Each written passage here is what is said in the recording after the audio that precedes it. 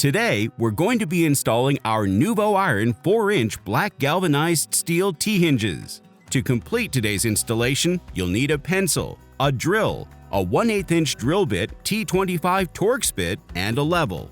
Start by placing the hinge on your desired side of the gate frame and mark all 5 holes with a pencil. Set the hinge to the side and use a 1/8-inch drill bit to pre-drill a 1.5-inch hole on all 5 pencil marks. Use a T25 Torx bit to secure the hinge to your gate using the provided hardware, making sure not to over-tighten. Repeat these steps for the second hinge. Next, use scrap wood as a resting point to ensure your gate has your preferred ground clearance. Place your gate on your scrap wood and double-check your gate is centered and level before starting the installation. Pre-drill 1.5-inch holes using a 1/8-inch drill bit for both the top and bottom hinges.